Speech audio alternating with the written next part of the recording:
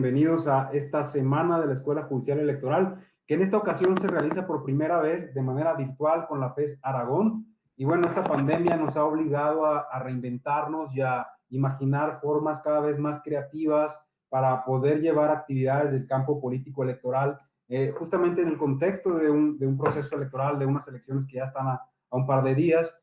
Y bueno, dentro de estas actividades que se están llevando a cabo en la FES Aragón, dentro de la Semana de la Escuela Judicial Electoral, tenemos el gusto de incluir una presentación de la revista Justicia Electoral, que es la revista que edita el Tribunal Electoral del Poder Judicial de la Federación desde hace ya casi 30 años de manera ininterrumpida, en una revista en la que se abordan temas del ámbito político electoral y que ha publicado ya miles de artículos sobre esta materia, ¿no? El día de hoy tenemos el gusto de que nos acompañen y el honor de que nos acompañen en esta actividad el doctor César Castro Márquez, quien es licenciado y especialista en Derecho, y la doctora Margarita García Álvarez, doctora en Ciencias Jurídicas por la Universidad de Querétaro. Me voy a permitir, si les parece, primero, pues agradecerles la aceptación para participar a ambos en la presentación de esta revista. Ellos, por cierto, tienen dos trabajos publicados en el número más reciente de la revista Justicia Electoral, que es el número 25, que actualmente se encuentra publicado y que ustedes van a poder consultar en línea. Antes de cederles el uso de la voz, si me permiten, les voy a hacer una breve presentación de quiénes son y para que tengan una idea más amplia de su perfil y que conozcan desde dónde nos están hablando, ¿no? Si me parece, me voy a presentar por orden alfabético. Entonces empezaría con el doctor César Castro Márquez, quien es licenciado en Derecho, como decía, por la Universidad Iberoamericana, es especialista en Derechos Humanos por la Universidad de Castilla-La Mancha y especialista en Derecho Internacional Público, maestro y doctor en Derecho por la Universidad Nacional Autónoma de México. El doctor Castro Márquez ha tenido diversos áreas, se ha desempeñado, digamos, a nivel internacional y a nivel nacional, ha sido profesor de posgrado y de profesor de grado en diversas universidades. Voy a leer toda la síntesis curricular, me disculpo de antemano, porque creo que va a ser más enriquecedor si los escuchamos a ellos de viva voz expresar sus puntos de vista sobre los trabajos que nos van a presentar. Y bueno, la doctora Margarita García Álvarez, ella es licenciada en Derecho, es doctora en Ciencias Jurídicas por la Universidad Autónoma de Querétaro, también cuenta con una maestría y especialidad en Administración de Justicia, así como una maestría en Derecho Electoral en trámites por titulación. Ha cursado diversos diplomados, seminarios sobre distintos campos del derecho y se ha desempeñado también en diversos cargos. Actualmente es secretaria técnica de diferentes comisiones dentro del Instituto Electoral de Querétaro y actualmente se desempeña como consejera distrital dentro de este mismo instituto. Bien, sin más preámbulos entonces, y si me permiten, pues les voy a contar, antes de cederles el uso de la voz, una breve historia y unas breves características de la revista Justicia Electoral para que quienes nos están viendo en esta transmisión tengan una idea un poco más clara de qué es esta revista y por qué es importante hablar y escucharlos a ustedes el día de hoy. Bueno, me presento también, soy Luis Jaime González Alcaraz, soy comunicólogo de la Escuela Judicial Electoral y formo parte también de este equipo editorial de la revista Justicia Electoral. Esta revista, como yo les decía hace un momento, se publica desde hace ya casi 30 años, se publicó por primera vez en 1992. Desde entonces se ha publicado de manera ininterrumpida y originalmente lo que buscaba la justicia electoral era generar un espacio para que se difundiera la jurisprudencia en materia electoral por la novedad que este campo implicaba en ese momento en la historia política de nuestro país. Posteriormente, bueno, se fue buscando que además de ser este espacio de difusión jurisdiccional, también generara puentes de comunicación con los diversos campos relacionados con la materia electoral, es decir, las organizaciones de la sociedad civil, los especialistas litigantes en el campo del derecho electoral, la comunidad académica, por supuesto. Y con el paso del tiempo, digamos que se fue convirtiendo en este espacio de unión y de diálogo en el que se fueran publicando los diversos trabajos, análisis, reflexiones, investigaciones que buscaban dar cuenta y explicar la complejidad y la realidad de la vida, de la justicia electoral específicamente, y de su relación también con procesos democráticos más amplios en la historia de nuestro país. Entonces, con el paso del tiempo, la revista pues fue consolidándose como el principal espacio de difusión científico y académica del Tribunal Electoral del Poder Judicial de la Federación en la materia, y desde entonces pues se ha ido reformulando en distintas ocasiones.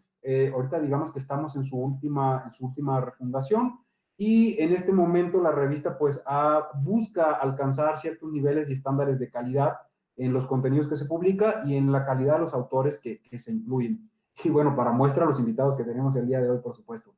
Entre las acciones o estrategias que se han llevado a cabo para que la revista incremente la calidad de los artículos que se publican, se encuentran algunos que son como básicos e indispensables, ¿no? Dentro del campo académico, por ejemplo, la dictaminación de artículos a doble ciego. ¿Esto qué quiere decir? Que anualmente la revista publica 2 convocatorias y de manera libre, quien guste publicar envía sus trabajos, sus análisis, sus investigaciones o sus avances de investigación, y estos trabajos se reciben y se remiten de manera anónima a 2 expertos en el área que evalúan y analizan estos trabajos sin saber quién es el autor o autora de los mismos y emiten un veredicto que posteriormente valida y vota el comité académico editorial. Entonces, digamos que sigue un proceso riguroso que busca justamente ser imparcial y darle calidad y certidumbre también de que los trabajos que se van a publicar son previamente analizados y evaluados por expertos en ese campo y quienes harán en su caso o no recomendaciones o darán simplemente el visto bueno para que se publique. Dentro de las secciones que actualmente contamos en la revista Justicia Electoral, tenemos la sección artículos y análisis de sentencias. Estas 2 secciones son las que llevan este tipo de revisión por pares bajo el esquema de doble ciego. Entonces, si ustedes remiten o alguien emite un trabajo para ser publicado en la revista, pues sepan que si va para estas secciones van a ser analizados bajo este esquema y van a ser evaluados bajo este esquema, y si se publican, justamente fue porque ya pasaron por este proceso previo de análisis de revisión.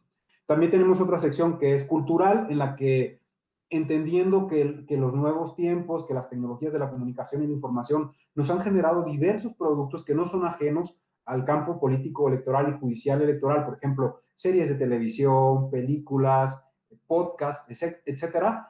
Buscamos también que este tipo de trabajos puedan ser reseñados y analizados, y tenemos una sección que se llama cultural, en el que se pueden hacer un análisis, por ejemplo, de alguna serie que ustedes consideren que es relevante para comprender o para comprender la vida político-electoral en general. Y tenemos, por supuesto, la sección reseñas, en las que se incluyen trabajos que dan cuenta de publicaciones científicas o académicas en el campo político-electoral, que son de reciente pues, publicación. Y digamos que en este momento son las 4 secciones básicas, pero en números próximos vamos a tener también una sección de entrevistas, en las que van a encontrar ustedes entrevistas con pues, académicos, investigadores muy relevantes en este campo, y con una sección también de análisis en las que algunos especialistas invitados de un perfil académico destacable van a hacer algunas reflexiones y análisis también en la revista. Digamos que a grosso modo, pues la revista se publica, como les decía, 2 veces al año. La suerte que tenemos es que ustedes la pueden consultar de manera digital, pueden descargar el PDF. Ustedes pueden ingresar a la página del Tribunal Electoral, van a la editorial del Tribunal Electoral y ahí van a descargar la revista. O bien, si prefieren, pueden ingresar a la página de la Escuela Judicial Electoral y hasta la parte inferior de la página van a encontrar una sección dedicada a la revista y van a encontrar también los números anteriores, el número actual, y lo van a poder consultar. Aprovecho y meto el gol, ¿no? En este momento tenemos una convocatoria abierta que cierra el último día de este mes, así que si quieren publicar, pues por favor envíennos sus trabajos.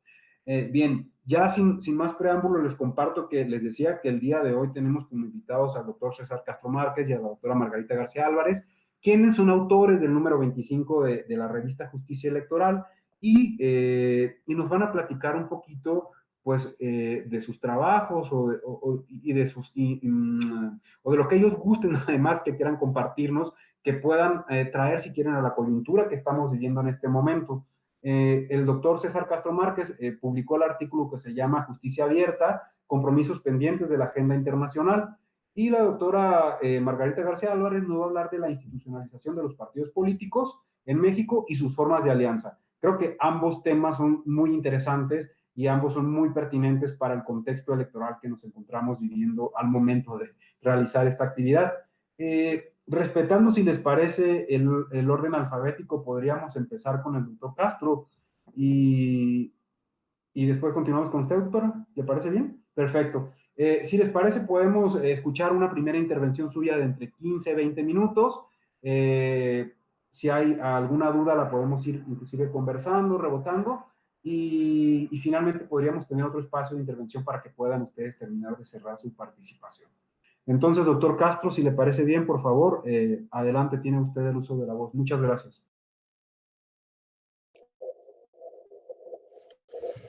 Muchas gracias, Luis. Antes de dar inicio con la charla, más que la charla, reflexiones que quiero compartir con ustedes, agradecer al Tribunal Electoral del Poder Judicial de la Federación por el espacio eh, para compartir las reflexiones que tengo en la publicación, y también pues, muy agradecido porque en algún momento fue mi casa laboral, y también agradecido de compartir con la doctora Margarita García, que pues obviamente tiene digamos, una amplia experiencia y trayectoria en temas electorales, ¿no? Bueno, sin más, me gustaría compartirles que cuando inicio a escribir este artículo, pues tenía, digamos, muchas cosas o muchos aspectos que quería compartir con, digamos, en general, con el público en general, sobre todo a propósito del actual término que está en boga, que se llama justicia abierta, ¿no? Y que viene a propósito de todas las políticas de gobierno abierto que se han adoptado desde principios de este siglo. Ya desde hace mucho tiempo se venían, digamos, viendo algunos visos, viendo algunos esfuerzos, esbozos sobre todo a propósito de la transparencia y el acceso a la información, que es, digamos, como nace estas políticas de gobierno abierto. La verdad es que es de llamar mucho la atención, o lo que trato yo de hacer a través del artículo, es identificar dentro de la arena internacional o dentro del ámbito supranacional, identificar herramientas que nos puedan permitir tener, por una parte, un concepto más aterrizado, más tangible de lo que es justicia abierta, y por otra parte también, digamos, tener elementos o herramientas para poder incorporarlos en los planes de acción que presenta México como parte de la Alianza para el Gobierno Abierto. En primer lugar, pues digamos que el detonante o uno de los antecedentes principales que tenemos, y a raíz de ello es como podemos hacer un análisis pertinente del tema, es de la Declaración de Gobierno Abierto que se da en la Asamblea General de Naciones Unidas el septiembre de 2011. A raíz de esta declaración de gobierno abierto, justamente es que nace y se crea, se constituye la AGA, México siendo uno de los países originarios que constituyen esta alianza mundial, y también, digamos, pues de alguna manera, pues fomentando o propiciando obligaciones adicionales al ser uno de los países originarios de dicha constitución. Entonces, a partir de ello es que, pues digamos que México tiene una obligación y un peso moral o un peso institucional mayor, digamos, que los otros países que se han ido incorporando. A la fecha son un total de 78 países. Ya, digamos, los otros países pues han ido avanzando más en estas políticas, más en estos desarrollos, y de alguna manera México se ha ido quedando ahí solamente, digamos, en el imaginario, no ha terminado de aterrizar, digamos, esta participación que de alguna manera en algún momento fue pues bastante relevante, que fue paradigmática para el tema de gobierno abierto, y que en su momento, pues, digamos, nuestro país a través de diversos gobiernos, pues no han, digamos, podido materializar, ¿no? O no han podido hacer tangible todos los esfuerzos que se realizan al interior. Y ahorita en un momento más me voy a permitir comentarles el por qué. Eh, digamos, de forma, dándole continuidad al hilo de ideas, pues digamos que en primer lugar es muy importante que nosotros podamos entender qué es la justicia abierta, y digamos que es ese nexo o ese vínculo que redefine la relación entre el Poder Judicial y la ciudadanía. Si nosotros tomamos en cuenta que los 4 elementos principales del gobierno abierto son la rendición de cuentas, la participación ciudadana, la transparencia y el acceso a la información, y el cuarto elemento es la innovación y la aplicación de las tecnologías como esas herramientas que van a permitir tener acceso justo a esa información específica y particularmente en el Poder Judicial o en todos los órganos que componen el Poder Judicial, pues de alguna forma nosotros están definiendo y delimitando ese campo de acción para que en su momento pues pudiéramos tener, digamos, herramientas eficaces, contenidos más claros y más cercanos, que sean más que sean más, ¿no? Que ahora, al final casi al final de la presentación, les voy a compartir un ejemplo que es bastante claro, el de la publicidad de todas las sentencias de todos los poderes judiciales de nuestro país, tanto los locales como el federal. Y en este caso, pues vamos a ir, digamos, avanzando, ¿no? Entonces, a partir de esta declaración es que comienza el primero de 4 planes de país que llevamos nosotros en México.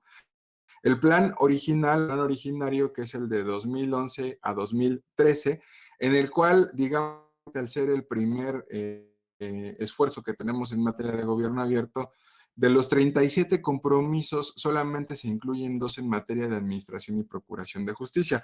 Uno para tener acceso a los ministerios públicos que están denunciados y otro para tener acceso a, digamos, a un seguimiento de carpetas electrónicas, un seguimiento de las carpetas de investigación que se han iniciado.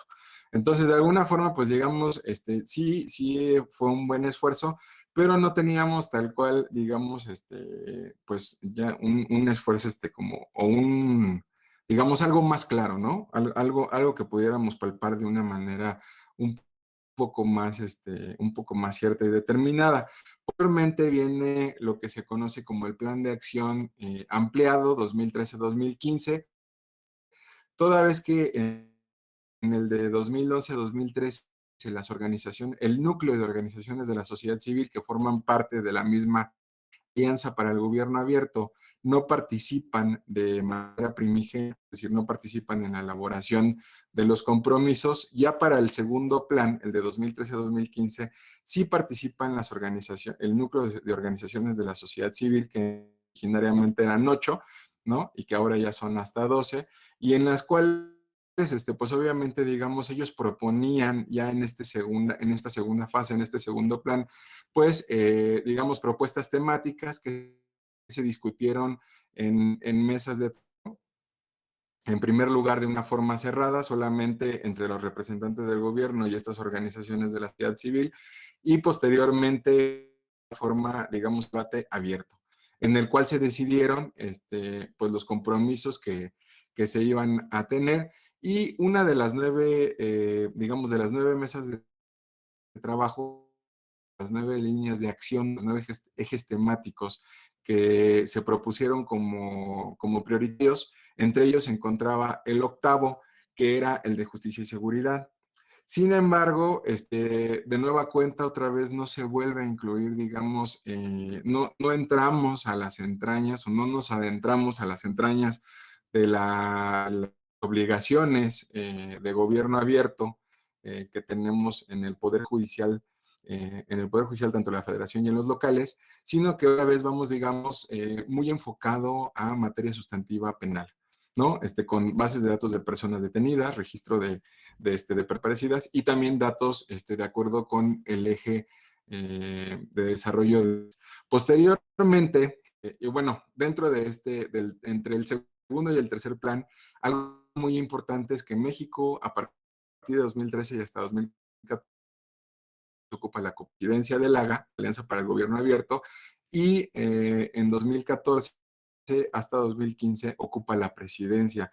De alguna manera, en cuenta, una pues, muy buena intervención del gobierno de México para levantar la mano y poder hacer algo, digamos, pues relevante en la materia. Y de nueva cuenta, pues volvimos a desaprovechar esa oportunidad. Y digo, volvimos a desaprovechar la oportunidad porque no terminamos realizarlo. Obviamente también, digamos, como en su momento lo ha comentado el Laboratorio de Gobierno Abierto de la Universidad de Nueva York, lo que se conoce dentro del medio como el GovLab, pues es muy difícil, obviamente, a veces la parte de la identificación de la problemática de gobierno abierto y sobre todo más cuando se particulariza o se aterriza para la justicia abierta, es decir, para los órganos del Poder Judicial de un país en particular. Entramos al tercer plan de acción, que es el de 2000, 2015, 2016, perdón, 2018. Y entre el segundo y el tercer plan, además de la copresidencia y la presidencia de México, tenemos también la declaración conjunta de gobierno abierto dentro del marco de la Agenda 2030 de Desarrollo Sostenible, dentro de las cuales, digamos, se habían planteado algunos objetivos, que era fortalecer el marco de derecho, robustecer la participación a través de mecanismos y herramientas que fueran más cercanos. Digamos, de alguna manera se volvieron a poner en la mesa lo que ya se había hecho en la declaración de gobierno abierto de 2011, pero ahora, digamos, ya dentro del paraguas o dentro del marco de la Agenda 2030 de Desarrollo Sostenible, ¿no? Con la finalidad de hacer, digamos, una vinculación, hacer un nexo causal entre un y otro instrumento internacional y con la finalidad de robustecer, digamos, esa parte.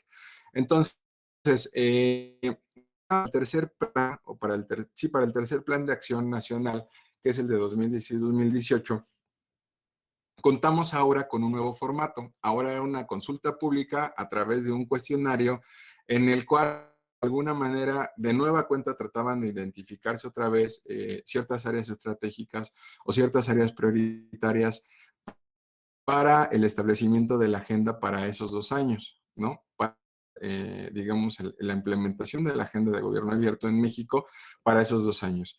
Dentro de los 6 ejes temáticos que se priorizaron, que digamos el que más se acercaba era el de derechos humanos y Estado de Derecho, pero ya entrando, digamos, a la parte de detalle, no teníamos ninguna mención expresa de nueva cuenta a la parte de justicia, es decir, a la parte de justicia abierta, que es las políticas de gobierno abiertas aplicadas al Poder Judicial, tanto de la Federación como los locales. Y finalmente, tenemos el cuarto plan de acción. El cuarto plan de acción que se da en 2000, tiene vigencia para 2019-2021 y a través del cual se tuvo igual una consulta, de igual forma una consulta pública por internet, que de alguna manera, digamos, a pesar de que pudiéramos pensar que es una herramienta muy democrática y muy cercana para todos, pero de acuerdo con la encuesta de tecnologías de la información del propio Instituto Nacional de Estadística, Geografía e Información, el INEGI, pues tenemos que no es, digamos, tan cercano, tan asequible, sobre todo porque a lo mejor muchos sí tienen acceso a Internet, pero para cuestiones básicas, es decir, para el uso de redes sociales o para el uso de algunas aplicaciones que, digamos, utilizan pues una memoria caché, una memoria informática, digamos, menor, ¿no? No así para poder, digamos, a veces desplegar una página de internet como lo pudiera ser una consulta pública, sobre todo cuando no se presenta en formatos diversos o en formatos alternativos, que es lo que también buscaría como estrategia las propias políticas de gobierno abierto. Es decir, no solamente centrar en una sola herramienta de participación, sino tener varias herramientas que puedan, a través de las cuales la ciudadanía o las personas puedan participar y puedan tener acceso a esta ciudadanización o esta apertura institucional dentro de la justicia. Y ya con este cuarto plan, digamos, a través de esta consulta, pues tampoco se vuelve a incluir o tampoco vuelve a incluir, digamos, ningún tema justicia. Sí es, digamos, preocupante. Sabemos que también, pues obviamente, cada una de las organizaciones de la sociedad civil a través de representantes, pues sí tienen, digamos, algunas inquietudes o algunos ejes temáticos prioritarios o relevantes de acuerdo al trabajo que hace cada uno de ellos. Lo que sí es, digamos, preocupante es que dentro de los planes de acción del AGA no se aborda, ¿verdad? Y sí se haga de forma paralela. Y ahorita les voy a explicar por qué. Ya después, digamos, posteriormente, procurando buenas prácticas, que se dan a través de diversos instrumentos. Uno de ellos, por ejemplo, es el informe de gobierno abierto del Banco Mundial de 2016, el cual aborda de manera particular en el artículo que se da aquí en México a través de diversas instancias de talla internacional, los principios y recomendaciones para la promoción de la Cumbre Iberoamericana Judicial, también el cuaderno de discusión de información se toca ya, es el primer, digamos, el primer instrumento internacional a través del cual, y se proponen algunos elementos que tiene que satisfacer las instituciones, poder cumplir con todas estas, con todos estos, digamos, la UNESCO a través de esta publicación con estos parámetros.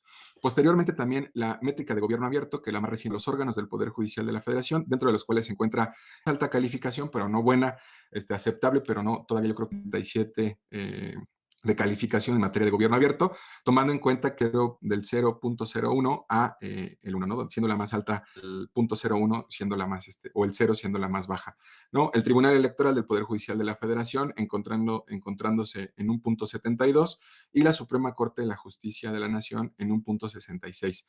Desafortunadamente, la media de los poderes locales judiciales evaluados es del 0.61 y tomando en cuenta también que muchos de ellos tenían un 0.33, un 0.44, es decir, las políticas de justicia abierta o las políticas de gobierno abierto aplicadas a los órganos del Poder Judicial de la Federación, a los órganos judiciales de las entidades federativas, pues obviamente, digamos, va ahí necesitando que se hagan esfuerzos mayores en la materia con la finalidad pues de que, digamos, de que podamos realmente tener un avance considerable, sobre todo a la luz de las participaciones que realiza México en el ámbito internacional. Y finalmente, incluyo otro elemento complementario que es el Barómetro Global de Corrupción en América Latina y el Caribe 2019, dentro del cual también se hacen algunas menciones ya expresas para la materia de justicia abierta, con la finalidad de que también, digamos, pues pueda robustecerse la implementación y la práctica dentro de los poderes judiciales. Antes de llegar a la parte de las reflexiones, comentarles un caso. Sí es importante que en los planes de acción nacionales, es decir, en los planes de acción de México desde 2011 hasta el que se encuentra vigente hasta este año 2021, se incluya de forma expresa, de forma delimitada, el concepto de justicia abierta o el concepto de gobierno abierto aplicado a los órganos judiciales, porque caso contrario estamos trabajando doble. Y les voy a comentar el caso de la publicidad de las sentencias. Desde 2015 aproximadamente trabaja de forma conjunta el colectivo Lo Bueno Es Que Sepas. Forman parte de este colectivo organizaciones de la sociedad civil que también forman parte del núcleo de organizaciones de sociedad civil de la Alianza para el Gobierno Abierto. Desde 2015 venían, digamos, propiciando o venían detonando a propósito de la publicación de la Ley General de Transparencia, donde en el artículo 73, fracción segunda, se tenía que tenían como obligaciones de transparencia los órganos, los poderes judiciales locales y el Poder Judicial de la Federación, tenía como obligación publicar las sentencias que consideran de interés público.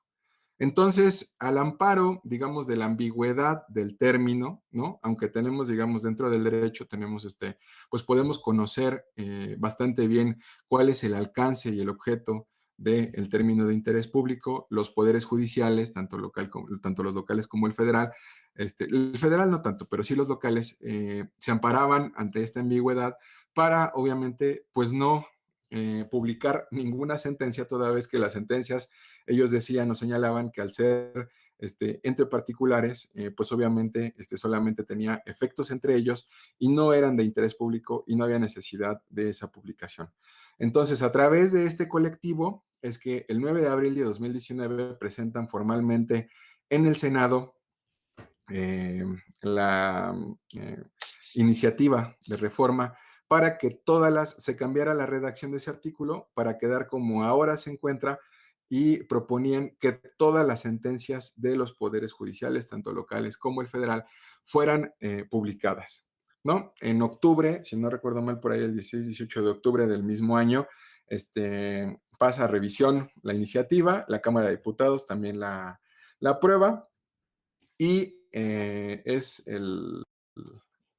publicada o entra en vigor esta reforma a partir del 13 de agosto de 2020, en el que señala expresamente que las versiones públicas es obligación, aparte de cumplir las obligaciones del artículo 70, o sea, todas las obligaciones de transparencia, que son lo que se conoce como obligaciones comunes de transparencia, ahora también tendría que cumplir en la fracción segunda con la publicación de todas las sentencias emitidas. Y esto a raíz del trabajo que realizaron de forma paralela o de forma simultánea eh, el colectivo Lo Justo es que Sepas. ¿Por qué les digo que es muy importante que esté incluido o por qué trato de demostrar dentro del desarrollo del artículo que esté incluido dentro del plan de acción un parámetro o un eje temático de justicia abierta, de gobierno abierto aplicada a los poderes judiciales? Porque no tendría que hacerse este trabajo doble. Podría pedirse a través del propio secretariado de la alianza, que es un secretariado tripartita en el que participan el INAI, en el que participan la Secretaría de la Función Pública. Podría pedirse a través de este secretaría y la Secretaría de Relaciones Exteriores, podría pedirse a través de ellos que se diera cumplimiento a esos ejes temáticos, o podría trabajarse de una manera más amplia, con una apertura institucional, digamos, más concreta, más determinada, más cierta.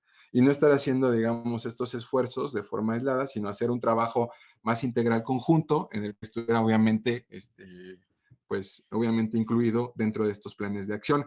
Por eso sí se me hizo muy importante compartir, digamos, estas reflexiones a través del artículo, con la finalidad de en algún momento dado, pues ir creando toda una cultura de la justicia abierta, ir creando toda una cultura de la apertura institucional de los poderes judiciales.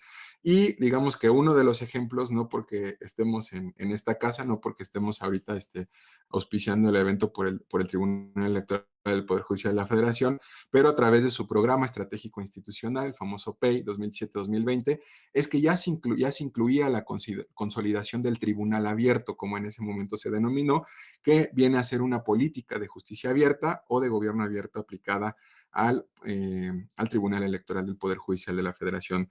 Digamos que ya desde entonces ya sí ha habido algunos esfuerzos particulares dentro del tribunal, pero sí hace falta, sobre todo en los poderes judiciales locales, que sí haya un compromiso real. Y esto lo podríamos lograr a través de estos planes de acción, mediante los cuales, pues de alguna forma, puede hacerse una vinculación mayor, puede tejerse una red estratégica institucional con la finalidad de que realmente pues podamos tener ese desarrollo que se está teniendo en otras latitudes del mundo y que pudiera ser un beneficio mayor para la ciudadanía, que es lo que se busca, ¿no? Justamente es tener esa apertura institucional. Y hasta donde yo recuerdo, todavía cuando me encontraba en las filas del tribunal, pues incluso ganó el tribunal un reconocimiento en prácticas de innovación en materia de transparencia, justamente por pues toda esta nueva imagen institucional que se le dio, y también esa apertura institucional que en su momento se le dio a la información que maneja el Tribunal Electoral. Entonces, digamos, las reflexiones que comparto yo es, pues obviamente encontrar nuevas herramientas de participación ciudadana, ¿no? Como es la creación del mecanismo de participación de organizaciones de la sociedad civil, que se crea en el tribunal en 2020, ¿no? Y pues obviamente darle ese seguimiento y tener ese trabajo continuo con este grupo de organizaciones de la sociedad civil. También encontrar, digamos, otras herramientas de difusión de la información, no solamente, digamos, teniendo en cuenta que pues tenemos un auditorio o tenemos usuarios que tienen diversas necesidades, pues obviamente las instituciones, en este caso los poderes judiciales locales y los órganos del Poder Judicial de la Federación, pues tendrían que explorar nuevas herramientas a través de las cuales se pueda difundir este tipo de información, y no solamente, digamos, ceñirlo a que estuviera en un sitio de internet, que es justamente una de las sugerencias que de inicio, desde hace mucho tiempo, hace el Laboratorio de Gobierno Abierto de la Universidad de Nueva York a las entidades o a los entes componentes del Poder Judicial de la Federación. Asimismo, también es realizar un proceso de reingeniería del portal de datos abiertos del gobierno federal, ya que no es actualizado, no se actualiza de manera permanente, le hacen falta, digamos, identificar otros organismos, otros órganos que también son evaluados a través de algunas herramientas como el de métrica de gobierno abierto y que deberían de estar ahí con la finalidad de que en su momento pues, los usuarios pudieran advertir la totalidad del universo de los componentes que tienen prácticas o que tienen políticas públicas en materia de gobierno abierto y publicidad. Y pues prácticamente, digamos, finalizo tratando de, pues que también no solamente es hacer todo este proceso de reingeniería, todo este nuevo proceso de presentación de contenidos, este nuevo proceso de difusión y este nuevo proceso de interacción entre las instituciones, la ciudadanía, las instituciones, las organizaciones de la sociedad civil y también, digamos, esta pues, relación tripartita que se da en algún momento dado entre los ciudadanos a pie, las organizaciones de la sociedad civil organizada y las instituciones o el Estado, ¿no? Sino también crear una conciencia para que las personas pues sepan que es su derecho contenido en el artículo 6º apartado A y pues de alguna forma también que sepan que también tienen derecho a que se ciudadanice esa información. Es decir, incluso ahora ya estamos yendo en las organizaciones de la sociedad civil, entiendo yo en algún momento, irán, no solamente, ya fueron por la publicidad de todas las sentencias y en algún momento irán por la ciudadanización de las sentencias. Es decir, estos resúmenes ejecutivos que ya en algunas instancias judiciales ya se presentan con la finalidad de que cualquier persona pueda entender la sentencia y que no solamente se dé en términos de argot jurídico, sino que también pues cualquier persona pueda entender cuáles son los alcances y el objeto de esa sentencia, qué es lo que se está protegiendo, qué es, cómo, de qué manera podría actualizarse ese supuesto para todas las personas o todos los gobernados. Entonces, es un proceso de reingeniería institucional, pero también un proceso de reingeniería hacia la conciencia y el imaginario social. Muchas gracias. Muchas gracias, doctor. Yo creo que, bueno, en principio me parece que si no han leído el artículo, por favor, hay que ir a leerlo porque acaba de plantearnos un montón de temas que me parece que son sumamente interesantes para cualquier persona que estemos interesado en conocer mecanismos que nos permiten justamente tender puentes comunicantes entre las instituciones judiciales y la ciudadanía. Y me parece que esto que nos exponía el doctor Castro respecto al rol que ha jugado en este caso específico la sociedad civil como impulsores de una mayor transparencia, rendición de cuentas y sin duda una mayor apertura de la justicia hacia la ciudadanía, pues no implica otra cosa que una forma de ir consolidando y construyendo mecanismos de participación ciudadana y de fortalecimiento de la democracia.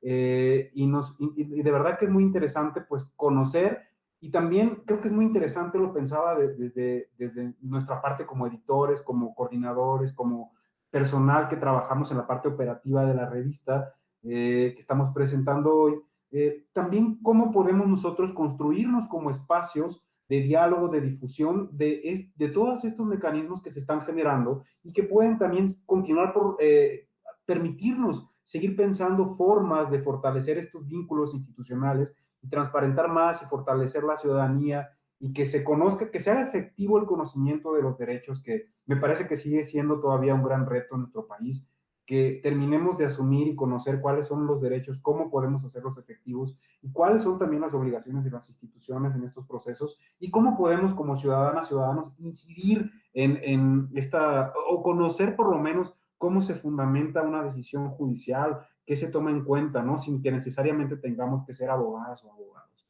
Yo creo que muchas gracias, doctor, por estas reflexiones tan interesantes. Las invito a leer este artículo, por favor, y a continuar pensando estas formas de poder participar, ¿no?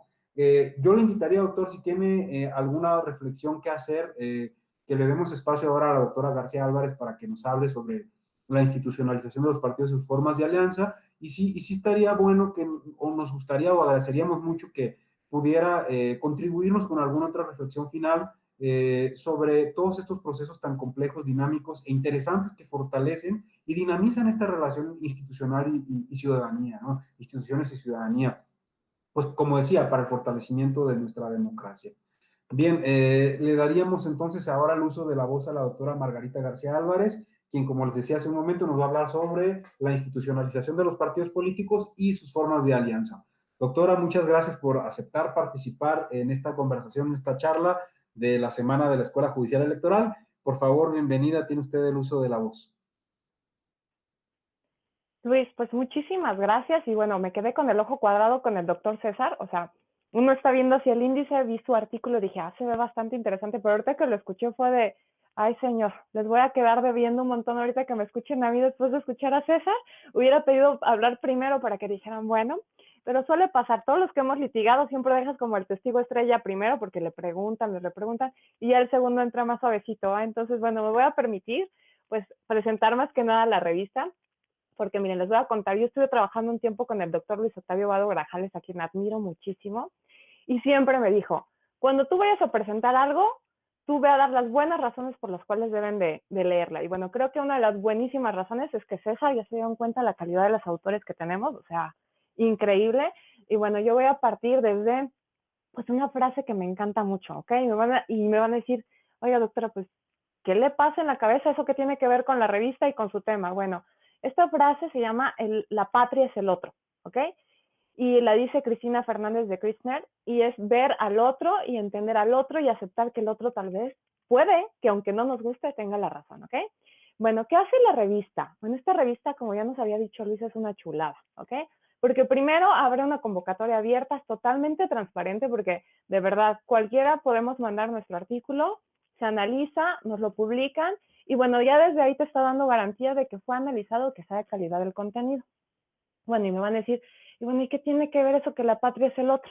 Bueno, yo espero y estoy segura que todas las personas que estamos aquí comparten conmigo, si no es que dos de los gustos que les voy a decir, estoy segura que el último que les voy a mencionar de mis gustos. Uno es el gusto por la música de José José. O sea, no sé si César o Luis les encanta, pero a mí me encanta, ese es uno, pero el que estoy segura que sí comparten, el quizás el primero no, es el gusto por el estudio, ¿ok? Los que estamos aquí somos, bueno, siempre, diría mi mamá, Dios los hace y ellos se juntan, nos encanta el estudio. Pero cuando estudias, ¿qué es lo que pasa? Te la pasas en un conflicto interno constante, o sea, entre lo que lees que te gusta, que te convence y que acabas leyendo mucho, pero también entre lo que lees que tal vez no te gusta tanto, pero que también tiene mucha razón, ¿no? Entonces, por eso les digo, la patria es el otro, porque en ese estudio hay una discusión interna donde si tú te permites escuchar diferentes puntos de vista, esa discusión se nutre y hace más valioso el conocimiento. ¿Qué es lo que nos permite esta revista? Pues básicamente empaparnos de muchas miradas, de muchas perspectivas. Por ejemplo, acabamos de escuchar a César, de verdad, se le nota la preparación y la experiencia que tuvo en tribunales, ¿no? O sea, se le ve que él puede hablar desde esa perspectiva, pero bueno, me voy a permitir linkar otros autores que estuve yo ahí leyendo, que bueno, apenas estoy comenzando a leer la revista, porque como saben, todos estamos en proceso electoral y es como, estamos esperando con velitas ahí que ya termine para tener un respiro, pero por ejemplo tenemos a Marta Alejandra Tello Mendoza, que es politóloga, o sea, una perspectiva muy, muy interesante. Alejandra Romero Trejo, que es candidata a máster en marketing político. O sea, imagínate lo que te puede decir de un tema una persona que maneja marketing político, o sea, otra perspectiva diferente junto con la jurídica, pero un poco diferente. Luego, Waldo López Blanco, que es especialista en materias de transparencia. Rafael Cruz Vargas, que es coordinador jurídico de una institución que, la verdad, yo tengo una duda, googleo y pongo estrategia electoral. O sea, esta calidad de personas son las que escriben aquí. Y claro, bueno, me voy a permitir mencionar a dos personas que aprecio mucho y que son mis amigos, la consejera María Pérez y el consejero Carlos Rubén Iriarte, que están dentro de un OPLE en Querétaro. Entonces, bueno, desde ahí ya te puedes dar cuenta que hay mucha patria porque hay muchas otras opiniones, ¿va? Y bueno, algunos de los temas que vamos a analizar en esta revista, que yo espero que sí, después de escuchar me digan, creo que esa licenciada que se vestía de morado y que tiene una bandera haciendo alusión al mes que estamos viviendo, tenía un poquitico de razón y me hagan caso, ¿va? Entonces, bueno, por ejemplo, hay temas, por ejemplo, de autodeterminación y participación efectiva de las comunidades indígenas. O sea, no solamente abstracto de, pues hay que hacerles caso, no. ¿Cómo hacerlo efectivo? Por ejemplo, me encantó el análisis de la calidad de la democracia con base en criterios sustentados por el Sistema Interamericano de Derechos Humanos. O sea, ¿cómo lo puedo clasificar? ¿Cómo lo puedo analizar? Y bueno, uno que tenía aquí anotado, César, vas a decir, seguramente le dieron aquí una copita o algo así de extra, no. Me encantó este tema de justicia abierta en México, pero la parte que me encantó fue por compromisos asumidos por medios de acuerdos no vinculantes. O sea, porque muchas veces, he de admitir, yo soy muy tendiente a ser positivista, pues siempre pienso en derechos fundamentales, vinculación, pero ¿qué tanto lo que debemos de hacer también se vincula con acuerdos que racionalmente suenan lógicos y que debemos llevar a cabo? Y bueno, un artículo de uno de mis amigos, el reconocimiento al voto de las personas en prisión, que pareciera que ya era como un anuncio de lo que está sucediendo ahorita en las elecciones, que ya hubo un piloto y ya se llevó a cabo. Y bueno, después de todos estos, que solamente me ocupé de mencionar algunos, pues estoy yo, aquí, su amiga Margarita, y pues como ya se dieron cuenta, me voy a tomar el atrevimiento de hablar pues de una manera un poquito menos formal, porque pues cuando uno está entre amigos, uno está un poquito más abierto a escuchar y pues a tolerar, ¿no? Igual que ahorita pues para mí es una fiesta. En la mañana me levanté y dije, me voy a poner en mi vestido favorito y voy a tomar agua en mi copa de agua favorita, voy a tomar un traguito, porque de verdad es un honor estar aquí con ustedes, vuelvo a agradecer. Y bueno, ahora sí, vamos a entrar a hablar un poquito de mi artículo y me van a decir, oiga, doctora, pero ¿por qué no habla más a profundidad? Bueno, el chiste es que los quiero dejar queriendo más. O sea, es como si yo les estuviera dando los avances de la nueva película de, pues no sé, de Calimán. Bueno, es que me encanta Calimán. Te van a decir que soy súper vintage, pero bueno, así, pues obviamente les voy a decir lo más interesante, las escenas de acción, pues para que en el inter de esas escenas de acción pues me tengan paciencia cuando me estén leyendo y sepan que viene algo bueno en algún momento y me acaben de leer, ¿ok? Y bueno, ¿qué pasa? ¿Por qué escribo este artículo que se llama La institucionalización de los partidos políticos en México y sus formas de alianza? Pues bueno, creo que a todos nos ha sucedido que pues de repente vemos alianzas entre partidos que se ven muy divergentes. O sea, es como, híjole, pues si este es muy liberal, ¿por qué se está uniendo con alguien que es tan conservador? Y bueno, me pasó que tuve la oportunidad de estar en la maestría que tiene la Escuela Judicial y bueno, ahí se me dio la oportunidad de encontrar respuestas a esta pregunta que pues desde niña me hacía, o sea, ¿por qué hay tantas alianzas también hasta en los congresos? ¿Por qué se unen partidos tan divergentes para obtener ciertos objetivos? Bueno, así que este artículo, si quieres saber la respuesta, tendrás que llegar casi a los últimos párrafos, pero vamos a empezar por el principio. Yo empiezo a analizar los partidos políticos pues desde una perspectiva de que no debemos de dar por sentado su existencia. Les diría, es como cuando tú naces en tu casa y siempre hay agua corriente, ¿ok? Para nosotros, que en tu casa haya corriente es algo, pues ya quedas por sentado, ¿no? O sea, yo llego, abro la regadera y me baño. Pero pues en realidad esto no es, no podría ser de otras maneras, ¿ok? Entonces, bueno, los partidos políticos, nosotros solemos pensarlo ya junto con ideas como pluralismo constitucional, división de poderes, doctrina de equilibrio entre la división de poderes, etcétera. Pero lo importante es que yo inicio explicando pues que realmente los partidos políticos no nacen junto con estas ideas, sino nacen ya una vez establecidos los parlamentos. ¿Y por qué nacen? Pues por la necesidad de llegar a acuerdos, o sea, casi lo que estamos viendo ahorita. Entonces, en una primera etapa nacen los que se llaman partidos de cuadros, que eran básicamente alianzas que se formaban para obtener ciertos objetivos y realmente no había una estructura organizacional. Al no existir una estructura organizacional, las mismas personas que estaban dentro del Parlamento eran las que hacían todo, ¿no? O sea, desde buscar votos, o sea, todo. Y bueno, poco a poco, pues esta idea va funcionando diferente, se va organizando un poquito mejor y llegamos a la creación de los partidos de masas. Estos partidos de masa, ¿por qué se hace el boom? Pues se hace boom porque el derecho al voto se hace más amplio. O sea, antes estaba el voto muy restringido a ciertas características, a ciertas personas, y aquí explico el por qué se da y cómo afecta esto a la organización de los partidos. Y bueno, ¿qué pasa ahora? Pues básicamente ahora va a tener que haber una organización para que se logre el objetivo de obtener votos, una organización más amplia, una estructura más amplia. Ustedes tan solo piénselo. Cuando ustedes quieren lograr un objetivo, tienen que tener una estructura y una organización. O sea, es por ejemplo, César o Luis no me van a dejar mentir. O sea, quiero escribir un artículo o quiero publicar una revista, pues hay ciertos pasos y ciertas estructuras que son necesarias para obtener éxito. Entonces, bueno, es lo que le empieza a suceder a los partidos. No va a ser suficiente tener unas personas ahí dentro del Parlamento, pues no van a ser suficientes yo para lograr atraer votos hacia mí. Y bueno, y disculpen, tengo la muletilla de decir bueno, pero es porque la vida es excelente y lo repito mucho, así que discúlpenme. Así que esto va a suceder. El verdadero detonante es pues la ampliación del sufragio y los partidos, aquí es donde pues empiezan a corromper.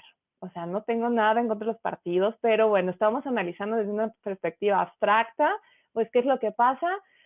Ay, pues que ahora los partidos políticos se convierten en un fin y no en un medio. Y voy a explicar esto y se explica un poquito más profundo en el artículo, pero en realidad lo que sucede es que si antes los partidos políticos, su fin era el obtener votos, ¿qué se acaba convirtiendo el partido político en un fin por sí mismo? O sea, lo que ellos buscan es que no se muera el partido. O sea, sí vas a buscar votos, pero lo que a ti más te interesa es no morirte. Entonces, eso va a traer como consecuencias pues que a lo mejor no escuches ya tanto a las personas, que a lo mejor les tengas que decir ciertas cosas para atraerlos. Y bueno, ¿cuál va a ser el objetivo principal en esta etapa? Y posteriores etapas, ya dirían de aquí para siempre, pues va a ser asegurar la autoconservación de la organización, ¿ok? Que vamos a buscar consolidar las estructuras, generar autonomía, pero siempre para buscar mi autoconservación, no tanto para pues seguir con los ideales. También pasa algo aquí interesante, que pues realmente los partidos se alejan de lo que habían pensado los fundadores de ellos, que era pues que las élites fueran las que gobernaran, ¿no? O sea, la gente súper preparada y con ciertas características. Los partidos lo que empiezan a hacer es que empiezan a tener militantes y esos militantes empiezan a tener la posibilidad de acceder a ser votados. Entonces, aquí se empieza a ver como un rompimiento ideológico muy claro que va a traer otras consecuencias que también se explican en el artículo, ¿ok?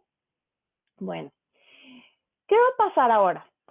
Pues que para sobrevivir los partidos políticos suelen separarse de la clase a la que representan. Es decir, pues los partidos para asegurar su existencia, pues van a buscar su fin y a veces se van a separar de las personas. Es decir, bueno, me gusta esta frase que está dentro del artículo. Pueden triunfar los socialistas, pero no el socialismo que perecerá en el momento en que sus adherentes triunfen. O sea, pues tú podrás llegar y decir muchas cosas para atraer votos, pero al final de cuentas, al momento que tú llegas al poder, pues todas esas promesas ocupan un lugar secundario, porque recuerden, lo que queremos ahora es conservarnos, seguir existiendo. Y todo esto lo explico con más detenimiento en el artículo. Y bueno, poquito a poco se van estructurando más y bueno, creo que es importante que nosotros hagamos, que visualicemos los partidos que conocemos y recuerden que muchas veces los que logran atraer mayores votantes son los que tienen mejores estructuras internas, ¿ok? Tanto, por ejemplo, hasta para RPs con representantes en las casillas, pues son las personas que tienen mayor estructura, tienen mayor control, mayor número de personas afiliadas, ¿va? Y bueno, en el artículo también se maneja el actuar de los partidos pequeños. ¿Cuál es su importancia en este juego de los partidos? ¿Cómo esos partidos pequeños se van también institucionalizando? Pero ¿cómo sirven de herramienta para los partidos ya institucionalizados?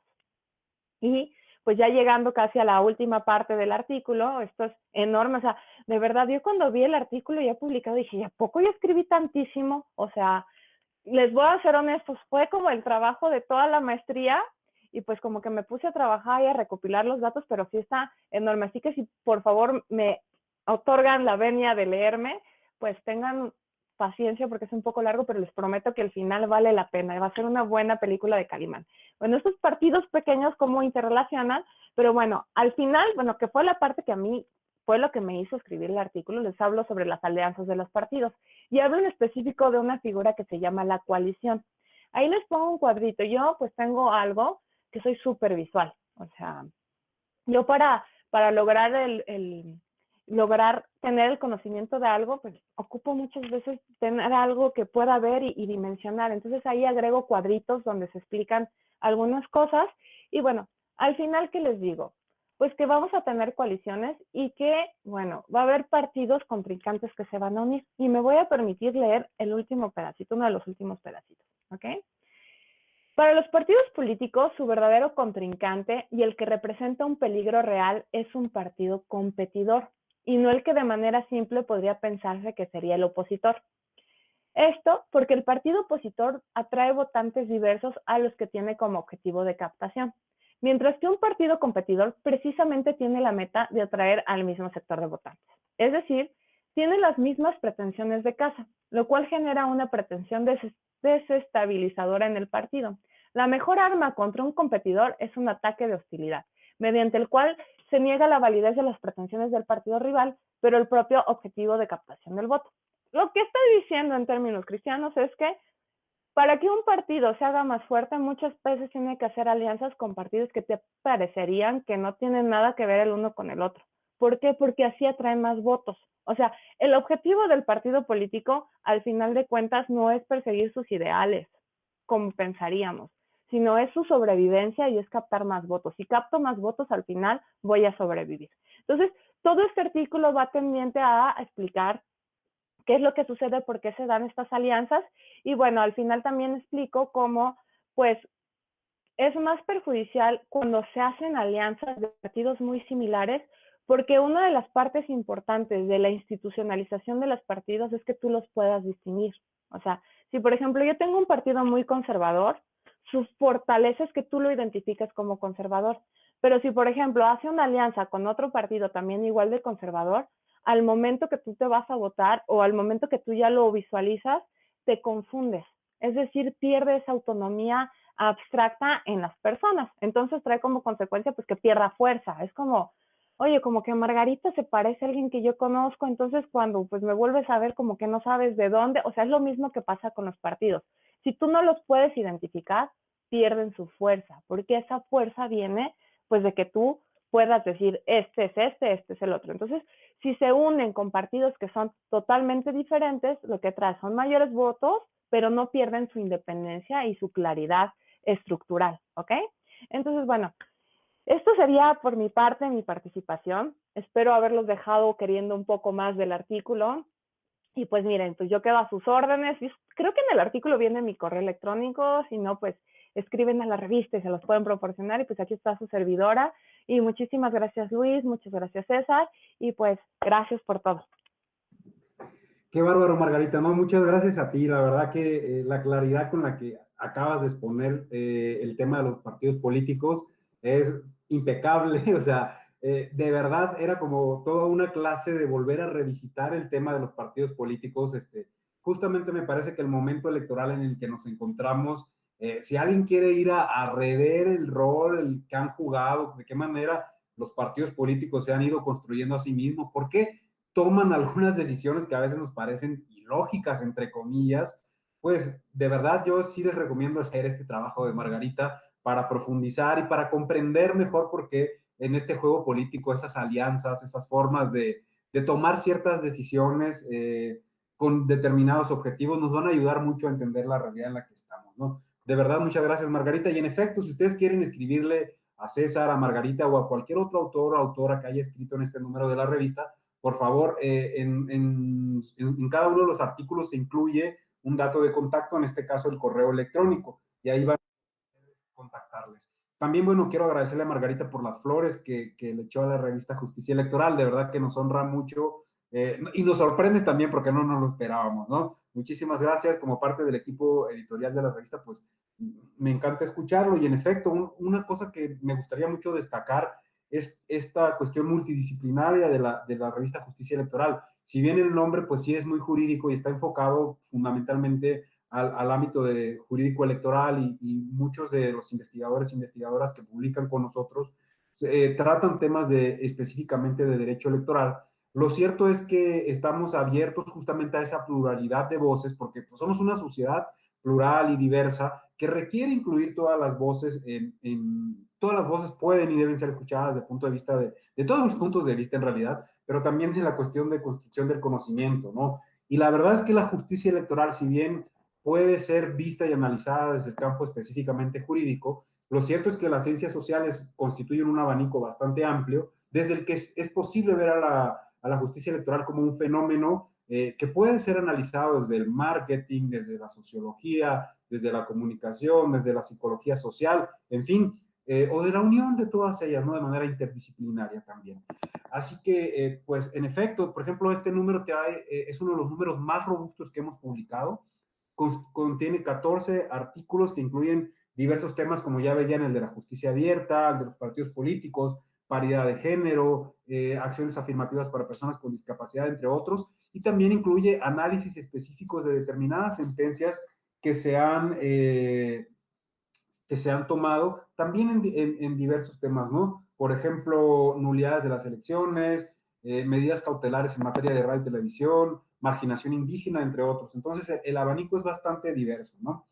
Bien, ahora tenemos el gusto de que nos acompañe también nuestro tercer presentador, nuestro tercer invitado, es el maestro Rafael Cruz Vargas. Les voy a contar rápidamente quién es antes de darle la bienvenida, antes de darle el uso de la voz más bien, porque ya estamos dando de hecho la bienvenida. Bienvenido el maestro Rafael Cruz Vargas. Gracias por asistir a esta presentación. Él es licenciado en Derecho por la Universidad Panamericana, es especialista en Derecho de Juicio y Amparo, y es maestro en argumentación jurídica por las universidades de Alicante y Palermo.